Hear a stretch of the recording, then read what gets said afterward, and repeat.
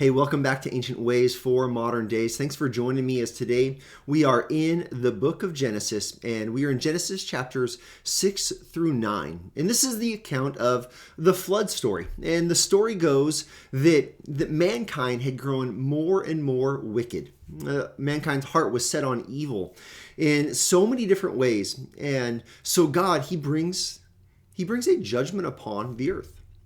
He brings a judgment upon the entire earth, save for one family, the family of Noah. And Noah was a righteous man, and God, in his sovereign protection over humanity, he preserves the human race. And so he rescues Noah and his family through the flood. And the text that I want to look at is the promise God makes, and some of the things God says in this promise at the very, really end of this flood narrative. And so today we are in actually chapter 9, starting in verse 7. After the flood had receded and Noah and his family exit out of the ark, there is an offering made to God. And then after the offering, there is this instruction. God says to Noah, he says, "And you, be fruitful and multiply, increase greatly on the earth and multiply in it."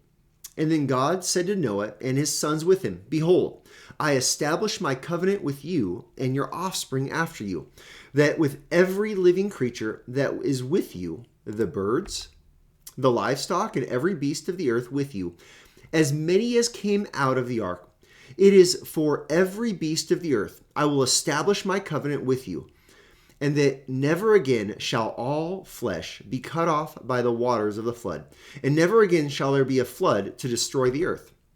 And God said, "This is the sign of the covenant that I make between me and you and every living creature that is with you for all future generations. I have set my bow in the clouds, and it shall be a sign of the covenant between me and the earth." Now, there's a few things in this text that I think are worth us considering today in our ancient ways and how it impacts our modern days. The first is that God, he repeats his dominion mandate, his creation mandate for Noah. He says, "I want you to go and multiply over the earth. I want mankind to spread across the face of the earth." And then there is a promise. God makes this promise. He says, "I am no longer going to flood the earth in judgment." Now, God doesn't say, "I'm never going to judge again." He says, "I will never flood the earth in judgment." And he gives us a rainbow, this sign in the sky that when there's sun and when there's moisture in the air, there is this beautiful visual display that is meant to be for every generation to look at this rainbow and say, this is God's promise to not judge the earth in this exact same way. That when the rain comes, we should not fear to think maybe God's going to judge the earth with a flood in this moment. And this is the sign that God gives. Now, in this, there is a beauty, there is a promise, there is the continued spreading of humanity across the face of the earth. What a wonderful thing. And in this, we should see some important truths that really are carried into our modern day. One is that God is sovereign over humanity, that God has judged, and that God will judge again. This should remind us of the reality of judgment.